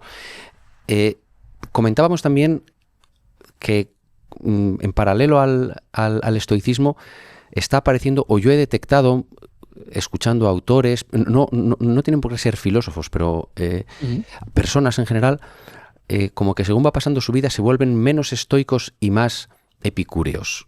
¿Qué te parece? Puede ser. O sea, al final el epicureísmo, o sea, también es una corriente que surge en este momento, también para aprender a lidiar con esa inseguridad. Y quizá ahí su mensaje principal era un poco ese, no exactamente el carpe diem, ¿vale? Porque hay un matiz importante que ahora te explico, pero sí esta idea de, oye, mira, vivimos una vez, intenta disfrutar de la vida. Intenta disfrutar de las cosas buenas que tiene la vida, de los distintos placeres que te ofrece la vida, no solamente los placeres sensibles, que a veces la gente tenemos una idea muy hedonista del epicureísmo. Los placeres sensibles están bien, pero también los placeres intelectuales, los placeres de la amistad, más espirituales, etcétera, ¿no? Entonces es un poco esa idea de, bueno, oye, disfruta de lo que tengas, intenta disfrutarlo, etcétera, ¿no? Con el matiz de que hay que hacerlo con moderación. Sí, hay que disfrutar del placer, pero de una manera que yo mañana pueda seguir disfrutando del placer, ¿no? O sea, que no sea solamente voy a disfrutar hoy del placer al máximo y todos los días que quedan de la semana los voy a pasar con una indigestión y un dolor de cabeza y una enfermedad venérea, ¿no? Que me va a arruinar el resto de la vida, ¿no? Entonces, como disfrutar del placer, pero con cabeza, con moderación, de una manera racional. Yo había leído, lo que estudié sobre ese tema era que en realidad como el placer que plantea el epicureísmo es la ausencia de sufrimiento, es como liberarte de esas cosas ¿no? que quieres. Decía Naval, más adelante yo querría comentar en la charla de hoy sobre qué personas consideramos hoy que podrían ser filósofos, ¿no? O no.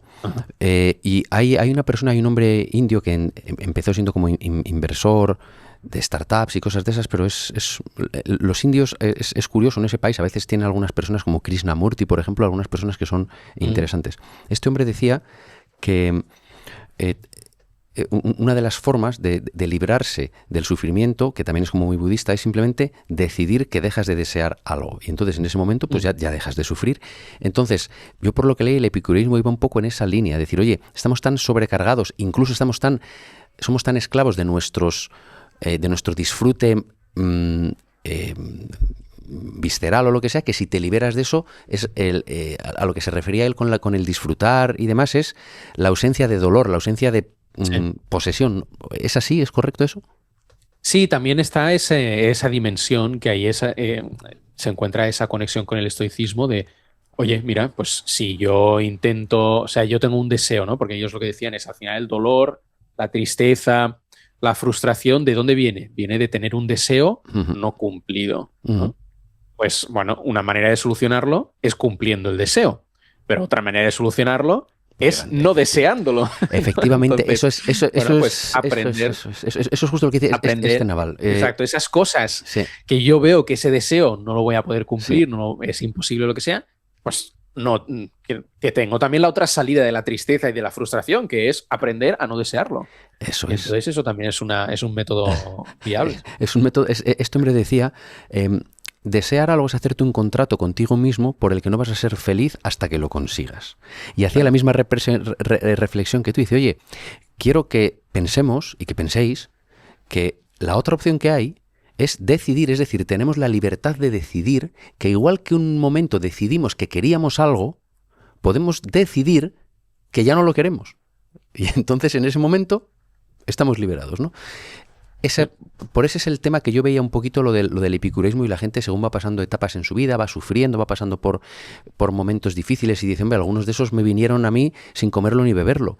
Entonces quizás tengo que intentar, en vez de plantearme la vida solamente como un sufrimiento, ser una roca ante las adversidades de la vida, decir, oye, pues me van a venir, cuando no, vamos a disfrutar de esa falta de problemas, ¿no? O de placeres sencillos o de falta de dolor. Entonces, por eso yo anticipo que el epicureísmo va a ir quitándose un poquito esa etiqueta de hedonismo, y yo creo que poquito a poco va a ir. Pero es mi predicción, que no sé nada de este tema, no como tú, que eres un experto.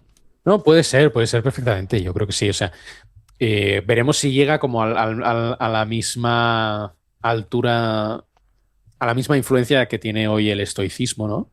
Pero bueno, veremos. Porque efectivamente el estoicismo tiene algunos aliados muy fuertes, ¿no? Tiene a Séneca, tiene a Marco Aurelio, etcétera, claro, etcétera. El epicureísmo, pues no. Entonces... Sí, el epicureísmo no tiene... Yo creo que, bueno, pues tienes a Epicuro, pero claro, ese es uno. Ese es uno y ya está, no tiene muchos más. Pero bueno, veremos. Tengo otra pregunta aquí, muy difícil para ti, supongo que será... ¿Quién es tu filósofo favorito y por qué? O sea, esa es muy complicada. A ver, desde el punto de vista filosófico, ¿vale? Estrictamente filosófico, yo me siento muy cercano a los planteamientos generales de Aristóteles. Okay. Y yo me considero, digamos, de una línea tirando aristotélica.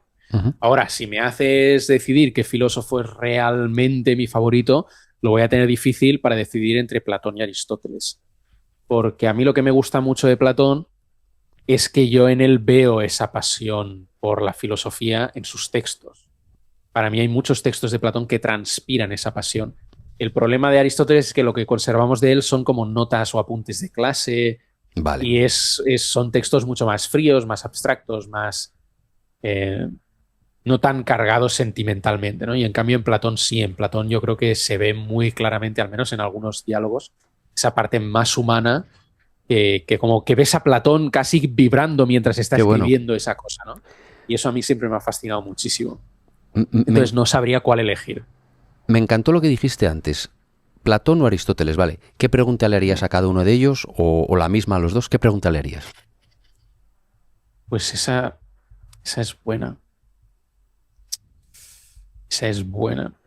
Algo muy casual. Platón, ¿qué te gusta comer, tío? ¿Qué desayunas por la mañana? Sí. Yo qué sé. Ostras. Le tienes hora delante y le dices, a ver.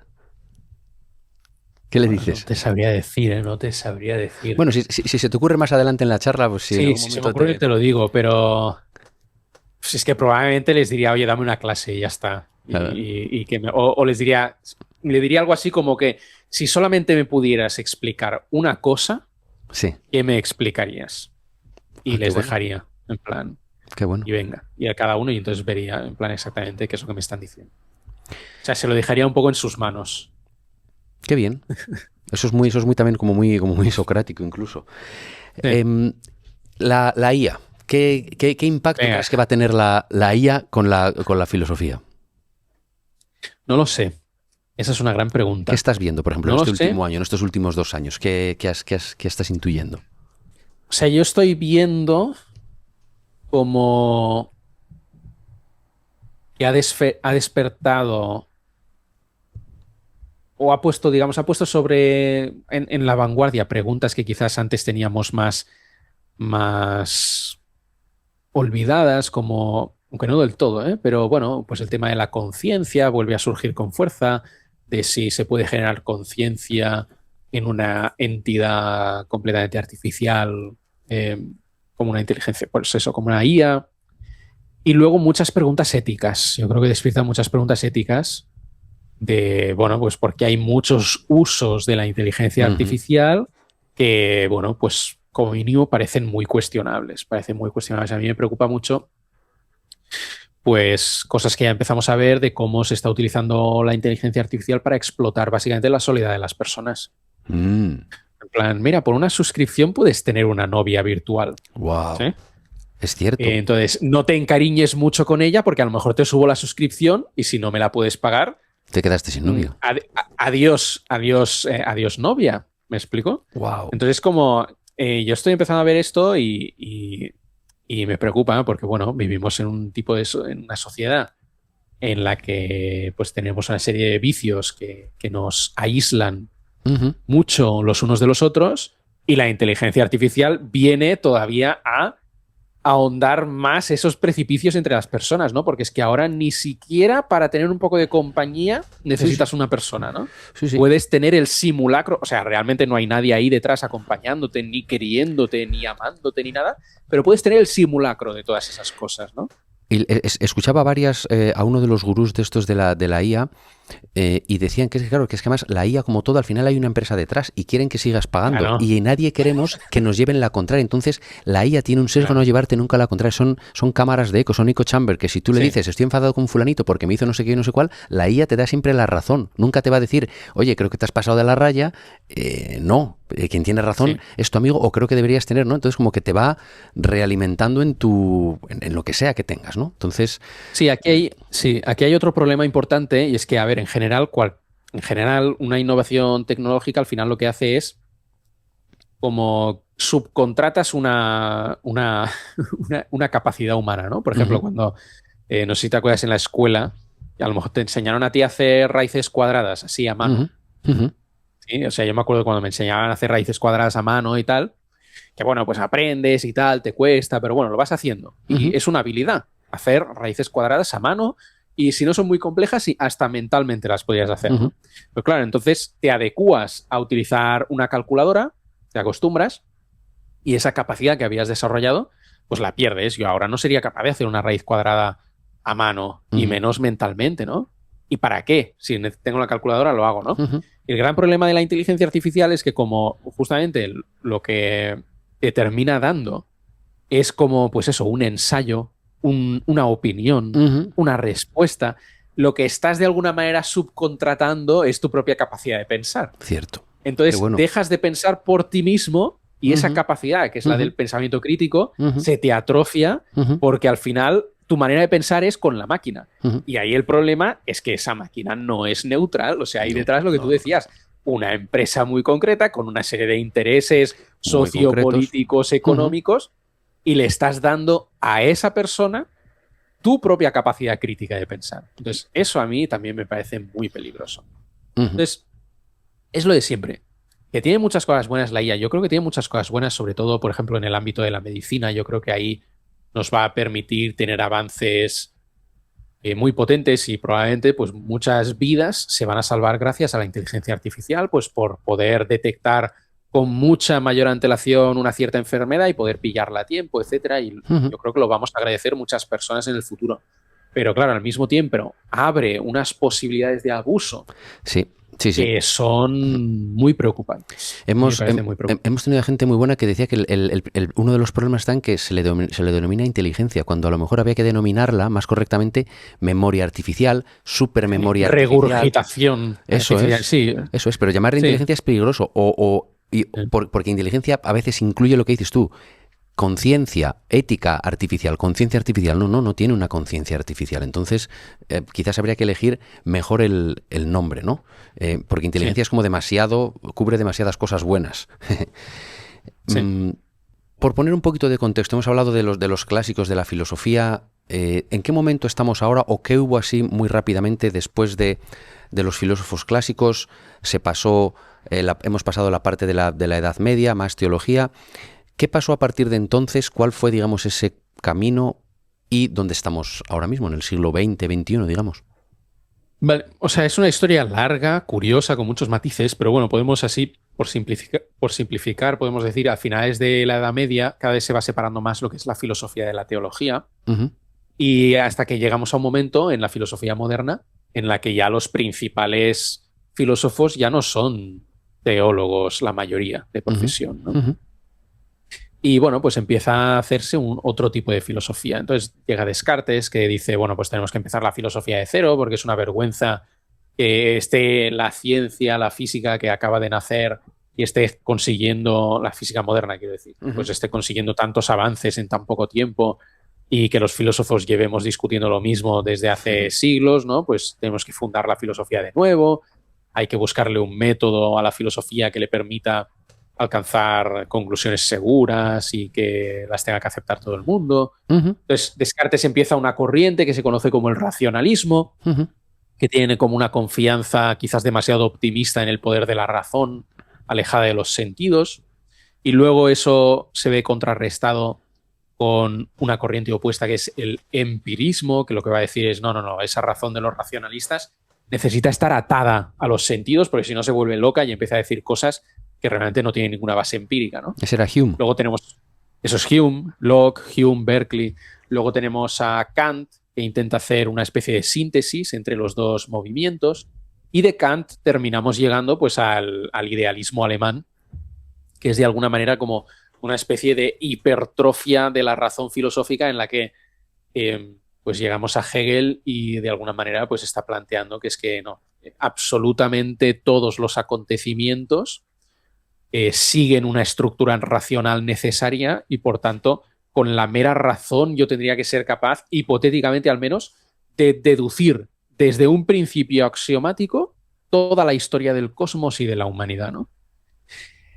Eso muere Hegel y pasa a lo que te decía yo antes, cuando muere un gran filósofo, pues si no hay otro gran filósofo, otro genio que de alguna manera lleve su filosofía más allá, se convierte en una especie de repetición vacía de lo que decía el maestro, ¿no? Ujú. Y eso termina generando pues una reacción, bueno, una doble reacción, dos reacciones distintas, ¿no? Por un lado, está una especie de recuperación del empirismo en la forma de un cientificismo positivista, de decir, no, mira, vamos a atar la filosofía a los límites de la ciencia empírica. Y aquí, si algo no se puede verificar empíricamente, no tiene sentido, no tiene significado, etcétera. Entonces, todas esas elucubraciones de los filósofos y de Hegel y de no sé qué, que carecen por completo de base empírica, fuera, por la ventana, ¿no? Entonces, esa es una tradición cientificista. ¿Quiénes son los representantes de esta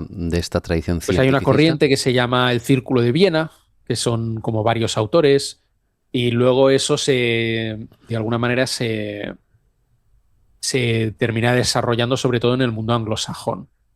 La gente de la hora chanante que tenía Entonces, estas bromas de Kierkegaard, de no sé qué, de todos estos últimos, todos son de esta, ¿no? Porque parece que eh, es como la broma cuando la gente se quiere hacer la culta, nombran a Kierkegaard, aunque no saben ni qué hace, ni qué dijo, ni qué nada de nada, ¿no? sí, es que lo que va a pasar es que hay como una especie de escisión, esto es muy simplificado, ¿vale? Pero para que se entienda, hay como una escisión entre la filosofía que se sigue haciendo en el continente, y es lo que se va a llamar la filosofía continental, y la filosofía que se hace en el mundo anglosajón, que ellos a sí mismos se van a llamar la filosofía analítica, ¿no? Entonces hay como una especie de escisión y entonces la filosofía que se hace en el continente se empieza a ver desde la filosofía analítica como una forma de hacer filosofía pues que no tiene ninguna base en la realidad y que es simplemente juegos del lenguaje, cosas, pues decir elucubraciones y ya está, ¿no? Como cosas muy oscuras al estilo de Hegel, etcétera, ¿no? Entonces, la primera reacción es esa de, bueno, vamos a atar la filosofía a la ciencia y luego hay otra reacción que es como de rechazo a los grandes relatos y nacen las filosofías de la sospecha, nace Hegel con su Dios ha muerto y la verdad es una máscara del poder, Nietzsche. nace Nietzsche,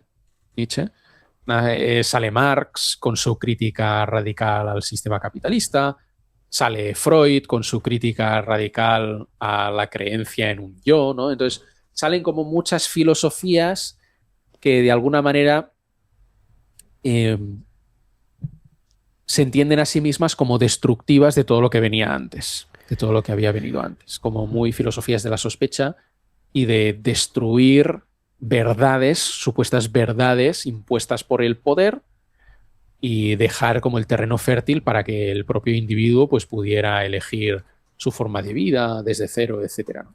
Eso es donde estamos ahora, entonces, en este momento, como más Estamos pues Nietzsche siglo XIX todavía, siglo XIX, XX.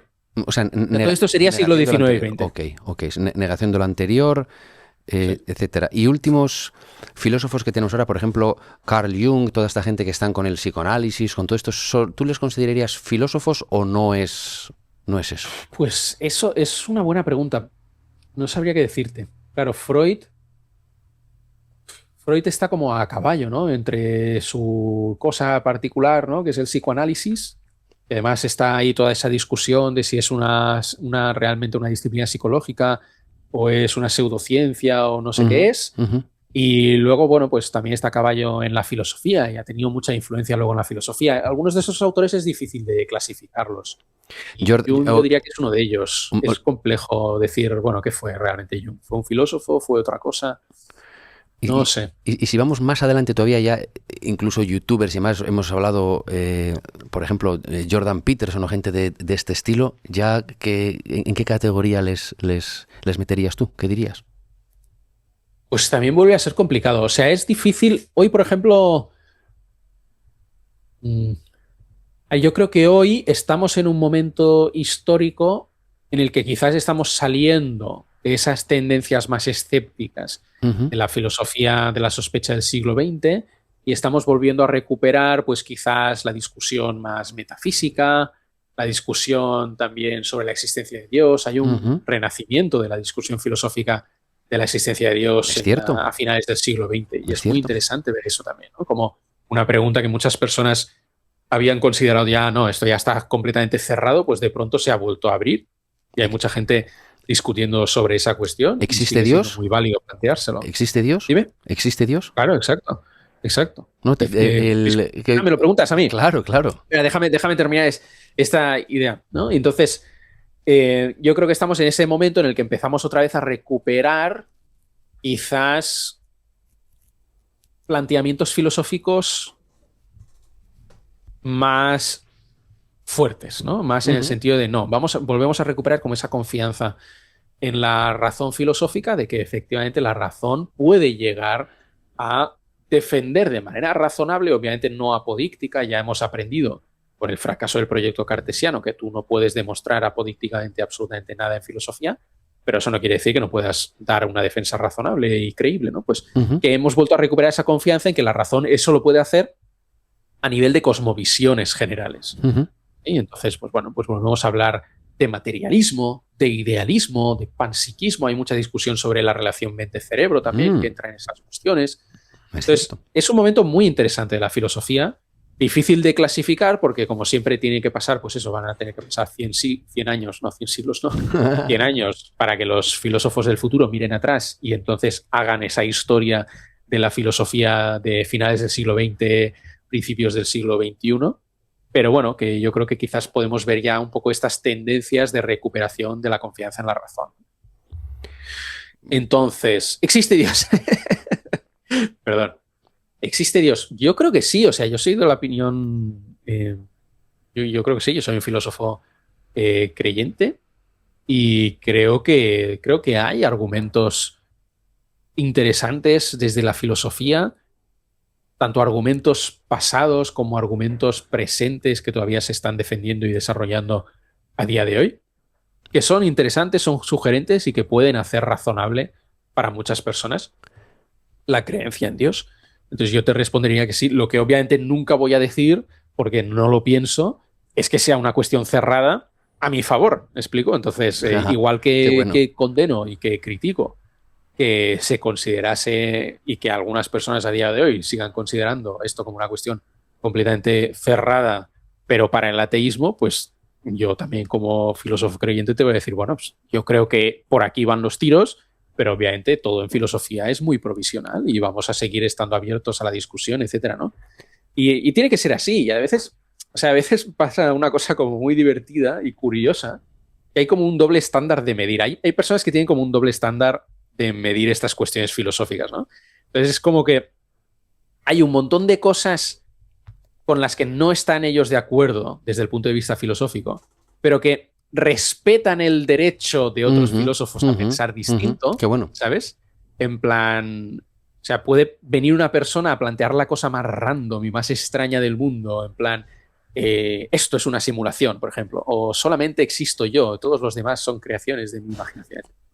Y pues la gente va a decir, bueno, no estoy de acuerdo, pero es muy interesante y este argumento es muy curioso y vamos a discutirlo y tal, no sé qué. Entonces, como que con cosas absolutamente randoms o con cosas también en la ética, en plan, pues, yo qué sé, hay cosas, hay planteamientos dentro de la ética y dices, a ver, esto es un poco Esto es un poco moralmente repugnante, pero igualmente es en plan, bueno, sí, moralmente es aberrante, pero es interesante, vamos a discutir no sé qué.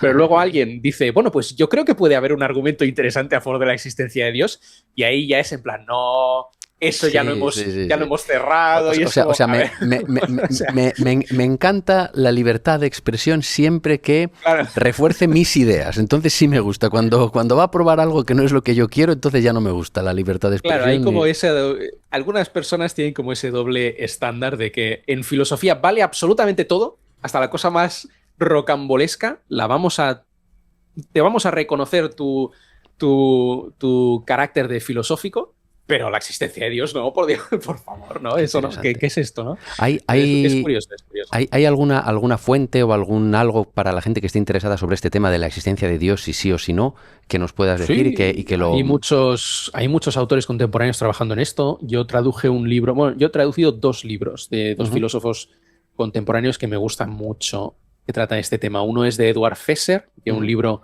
titulado Cinco pruebas de la existencia de Dios, y otro es Joshua Rasmussen, y el libro suyo se llama Cómo la razón puede llevar a Dios. Vale. Entonces esos dos están muy bien del lado teísta y luego del lado ateo uno puede, o ateo agnóstico, puede leer autores como Graham Oppy o Paul Draper, por ejemplo. Wow, me parece de verdad qué grande, porque te hago una pregunta abierta y a diferencia de lo que comentabas, das un par de referencias a favor y en contra. Creo que esa es la Sí, grandeza, de verdad. Es que creo es que esa que es la creo grandeza. que es lo que hay que Sí, sí, hacer esa es la grandeza. y creo que hay que hacerlo no solamente Sí, con sí, este tema, sino con todo. O sea, sí, sí. uno tiene que tomar la responsabilidad sobre sí Ujú, de forma. Es lo que te decía al principio, ¿no? ujú. Tienes que tomar la responsabilidad de formar tu propia opinión críticamente. ¿Y eso cómo se hace? Pues leyendo lo mejor que tiene que ofrecer el uno y el Está claro. otro. Entonces, Pero es poco solamente así habitual. puedes formar tu opinión crítica. Está muy bien. Pues muchísimas gracias. Por terminar con el tema de la historia y demás, ¿qué tenemos en habla hispana? Yo tengo aquí apuntados algunos nombres. Gustavo Bueno, por ejemplo, de así Mm. como de el otro hombre que se llama Marías. Se llama Julián Marías. eso es. Son dos referentes que a mí me han contado. Son gente relevante, interesante. ¿Tienes otros nombres tú en mente? Sí, hay mucha gente interesantísima trabajando en filosofía en habla hispana a día de hoy. Tendría que repasar ahora. Yo he hecho varias entrevistas con varios filósofos. Por ejemplo, tengo una entrevista con Antonio Ramos, que es un filósofo puertorriqueño que Ujú. trabaja en temas de filosofía de la mente. Tengo otra entrevista con un filósofo que ha trabajado cosas de transhumanismo. Lo que pasa es que no me acuerdo ahora, pero si me das un segundo, yo te busco el nombre porque además quiero decirlo porque me gusta Venga, mucho por su supuesto. trabajo. A ver cómo era.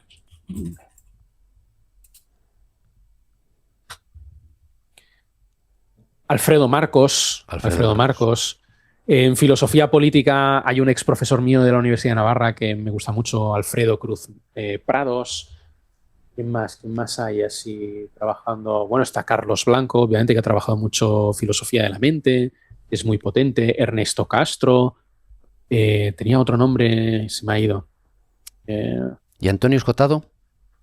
Antonio Escotado, yo es que no lo conozco, no conozco su pensamiento, pero sé que hay mucha gente que le tiene muchísimo respeto, así que seguro que hay algo ahí también. Habrá que Eh, mirar.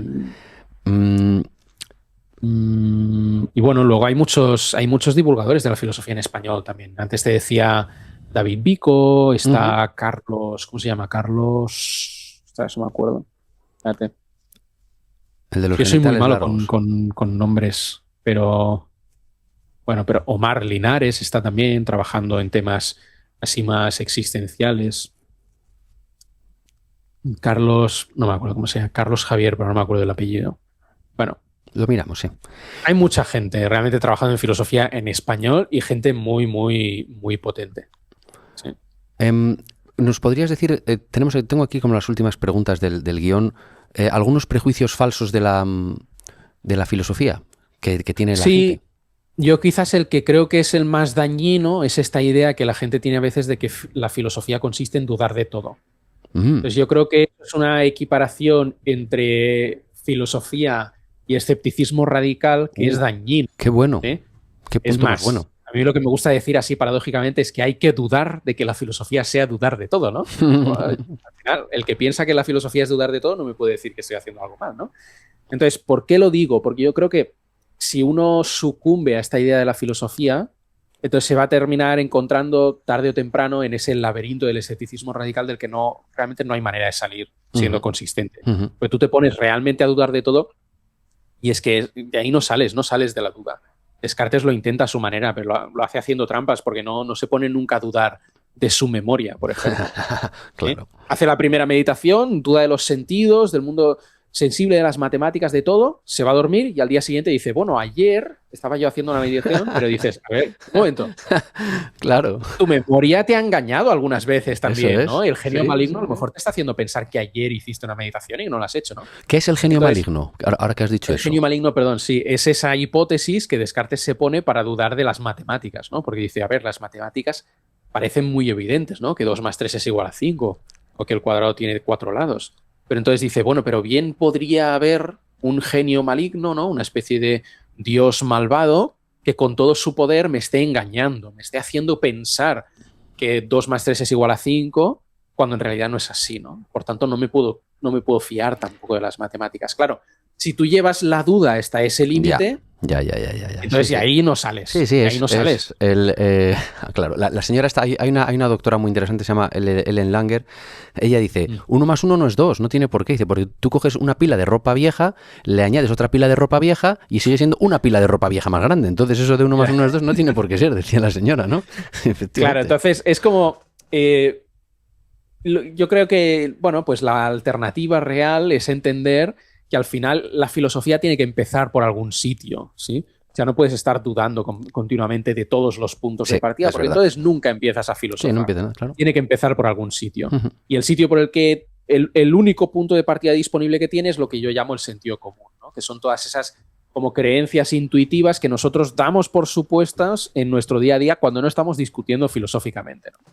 Pues que hay un mundo extramental, que existen otras personas, que yo tengo control sobre los movimientos de mi cuerpo, todas esas cosas, ¿no? Entonces, todo eso es el punto de partida falible de la filosofía. Y lo que quiero decir es que, bueno, si alguien me viene con una filosofía de la que se sigue que mi madre no me quiere, por ejemplo, pues eso no es un motivo para dudar del amor de mi madre, es un motivo para decirle a este filósofo, bueno, en algún sitio te has equivocado. Claro. Y hasta que no me demuestres tu filosofía con mayor claridad que la claridad con la que veo que mi madre efectivamente me quiere por experiencia, pues voy a tener por falsa tu filosofía. Sí. ¿no? Entonces es como, bueno, que la carga de la prueba está del lado de las filosofías que van un poco en contra de las apariencias. Qué bueno. Tengo por aquí apuntado, no sé si estás trabajando ahora mismo tú en algún otro libro, además, porque el primer libro que publicaste fue un éxito, fue una cosa además súper interesante, muy bien planteada. Sí, que si a cualquiera que le interese, por favor. Hay filosofía en tu nevera, lo puede conseguir, es como una introducción así a la filosofía en sentido ameno, divertido. Hablo un poco de este tema del escepticismo allí, y lo defiendo más en detalle. Pero sí, estoy trabajando en otra cosa, pero no la puedo decir todavía. Ole. Entonces, vamos a dejarlo en un pequeño halo de misterio. Perfecto. Si no te importa. Por supuesto, cómo no, este espacio es tuyo. Yo tengo otra pregunta que me ha venido últimamente porque he tenido algunas experiencias y me han hecho dudar. Yo siempre he pensado en la naturaleza buena del hombre. ¿El hombre es bueno por naturaleza? ¿Es malo por naturaleza? ¿Existe el mal? No sé quién decía... no me acuerdo, alguien que decía, incluso en la persona que es un criminal, que es un no sé qué o que es un no sé cuál, en esa persona hay suficiente bondad para hacer de él un santo, aunque ya sea demasiado tarde. ¿Tú qué crees? Claro. A mí me gusta mucho, que pasa es que es un tema de hace tiempo no reflexiono sobre él, pero me gusta mucho esa teoría agustiniana de que el mal es la privación de un bien, ¿no? Entonces, ¿eso qué quiere decir? O sea, Agustín en su juventud se sintió muy atraído por el maniqueísmo. El maniqueísmo era una teoría filosófica que era dualista en el sentido de que para ellos existía un Dios bueno y un Dios malo, ¿no? Un principio de la bondad y un principio de la maldad. Y Agustín termina viendo que eso no tiene mucho sentido. Y lo que termina pensando y reflexionando es que el mal, en realidad, no tiene una entidad propia, sino que el mal es siempre un parásito del bien. Vale. Por ejemplo, el ejemplo clásico es el de la ceguera, ¿no? La ceguera es algo malo, ¿vale? Pero no es que una persona ciega tenga como una característica positiva que es la ceguera, sino que la ceguera consiste en que le falta algo que debería tener, que es la visión, ¿vale? Entonces, eso es lo que quiere decir que el mal es la privación de un bien debido. Tendría que haber ahí un bien, pero no está. Y eso es algo malo. Es algo malo porque tendría que estar, ¿vale? Vale. Entonces, en ese sentido, ¿el mal existe? Sí, claro, porque hay muchos, o sea, no existe como una entidad positiva, pero existe como una ausencia, una privación, de un bien debido, ¿no? Como una privación. ¿Vale? Pero eso implicaría que es mejorable, porque si no tienes algo y lo trabajas, en principio se puede ir mejorando, ¿no? En algunas cosas sí, claro, otras quizás no, pero en algunas cosas sí. Por ejemplo, el mal moral, al final, ¿qué es? Pues es un defecto en la propia voluntad. ¿Sí? Que la voluntad le falta un orden que debería poseer. Bueno, pues eso es subsanable por medio de la práctica de la virtud, la educación, etcétera, ¿no? Entonces, respecto de si el ser humano es bueno o es malo por naturaleza, o sea, yo lo que diría es que por naturaleza es bueno, pero en el sentido de que por naturaleza, como entidad positiva, ¿sí? Pues es algo bueno, es un bien, es algo bueno que existan seres humanos, ¿sí? Que existan seres que estén como a caballo entre el mundo racional y el mundo animal, que sean como animales racionales, ¿no? Es algo bueno. Lo que pasa es que el ser humano, con su libertad, esa bondad natural la puede pervertir, la puede como llevar a, a hacerlo malo. Sí, porque al final es eso, es una criatura libre, ¿no? Tú imagínate que llevas... Pues, yo siempre lo dije, perdona, yo siempre dije... Sí, no, el tema es al final... ¿A qué te expones? Si una serie de acontecimientos o cosas que te llevan en tu vida, lo que pasa en las guerras, ¿no? A mala leche, cuando en la guerra cogían a alguien y le decían, mira, esto es muy sencillo, vamos a matar a tu padre o a tu madre. Tú eliges a quién. Pero uno de los dos nos lo vamos a cargar. Claro, eso es poner a una persona delante de una situación en la que ya no hay solución buena. Entonces, hay veces en las que, claro, o sea, digamos, hay que evitar llegar a una situación en la que ya hay mal porque sí, ¿no? Quizás. Sí. Sí, y, o sea, y quizás sí que lo que a veces se ha dicho, ¿no? Es que, porque aquí están esas dos tradiciones, ¿no? El ser humano es bueno por naturaleza, pero en un sentido de bueno que es casi como que no hay nada malo que el ser humano pueda hacer por sí mismo. Es todo lo malo que hace el ser humano le viene por la corrupción de la sociedad, que es la idea de Rousseau. Yo creo que eso es una fantasía. El ser humano es libre y es responsable de lo que hace y sí puede recibir influencias negativas de la sociedad que le rodea, pero al final él es libre para llevar su vida hacia donde desee, ¿no? Pero también está la otra teoría extrema opuesta de que no, el ser humano es malo por naturaleza, ¿no? Que es la idea de Hobbes, de que el hombre es un lobo para el hombre y que por tanto solamente con un soberano absoluto se le puede como domar y encadenar con la ley, ¿no? Pues mira, entonces, yo creo que la verdad está en algún punto intermedio de eso. Yo creo, fíjate, yo tiendo a ser positivo, creo que las personas somos capaces de hacer cosas increíbles, pero por otro lado, no tengo un contraejemplo en la historia. Hay un aforismo de estos que es que el poder corrompe y el poder absoluto corrompe absolutamente. Yo no conozco ningún ejemplo de una persona o estructura monolítica que sea, ¿no?, la única autoridad y que no haya terminado en la corrupción absoluta. Los grandes ejemplos mundanos que tenemos, históricamente a lo mejor, pues son las últimas dictaduras africanas que hay, las últimas independencias que fueron de la mano de movimientos sociales, de guerrillas para liberar al país, y cuando esa persona llega al poder con toda su buena ilusión y con toda su buena voluntad, al final acaba siendo un dictador de 40 años haciendo lo mismo o peor que hacían los colonialistas, ¿no? Y en todo lo que vemos, estructuras políticas que están 40 años en una región o lo que sea, todas acaban abusando del poder. Entonces parece como que las personas, efectivamente, si se nos da mucha fuerza, parece como que nos acabamos pensando que nos la merecemos realmente y abusamos de ella, o no lo sé si históricamente habrá algún contraejemplo. Espero que sí, pero... Yo no conozco ninguno. Yo soy un poco tirando... O sea, también tengo... Es una especie... Es raro, quizás soy un poco un optimista pesimista, ¿no? Yo igual, eso es. Tenemos que buscar una nueva palabra para nuestra... Sí, somos buenos por naturaleza, pero siempre la jodemos, ¿no? Hay que ser buenos, pero hay que tener el palo cerca. Por si te pasa pegar un... ¿No? Efectivamente, yo también soy como optimista pesimista, ¿no? No sé, pero si me descuido rápidamente, esto va peor.